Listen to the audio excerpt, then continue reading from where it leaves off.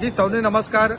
આજે આપણા નવસારી અને વલસાડ જિલ્લા માટે એક મોટી ખુશખબર લઈને તમારા વચ્ચે આવ્યો છું।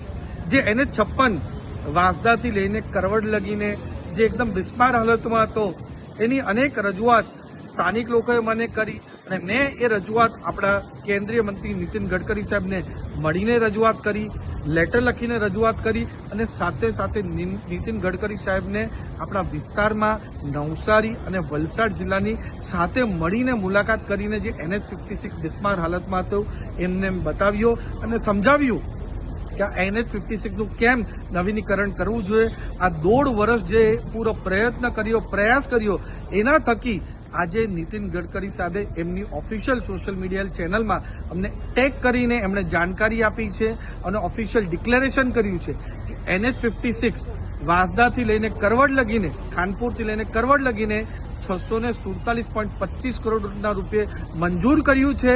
પૂરા રસ્તા નવીનીકરણ કોન્ક્રીટથી કરવાના છે।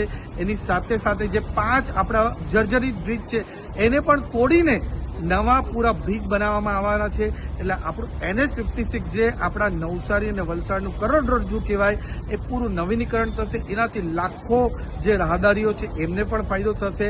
આપણા આદિવાસી વિસ્તારના આદિવાસી લોકો, આદિવાસી આપણા જેટલા પણ સ્ટુડન્ટ્સ છે, રોજગાર માટે ટ્રાવેલ કરે છે, એમને પણ ફાયદો થવાનો છે। તો આના માટે દેશના પ્રધાનમંત્રી મોદી સાહેબ સાથે જ આપણા કેન્દ્રીય મંત્રી નીતિન ગડકરી સાહેબ, આપણા મુખ્યમંત્રી ભૂપેન્દ્ર પટેલ સાહેબને ખૂબ ખૂબ દિલથી ધન્યવાદ કહેવા માંગુ છું કે આ અમારી જે રજૂઆત હતી એનો આજે સુખદ નિકાલ આવ્યો છે, ઉકેલ આવ્યો છે અને આવનાર દિવસમાં જલ્દીથી જલ્દી આની ટેન્ડરની પ્રક્રિયા થશે અને આ પૂરું નવીનીકરણ થશે NH56નું ને મજબૂત રસ્તા બનશે અને વલસાડ અને નવસારી જિલ્લામાં પૂરા ગુજરાતમાં સૌથી વધારે પડે છે, છતાં આ નવીનીકરણ થશે પછી આપણા રસ્તા મજબૂત રહેશે અને આપણા રાહદારીઓને કોઈ પણ જાતનું આપણું અસુવિધા ના થાય એના માટે પ્રયાસ કરશું।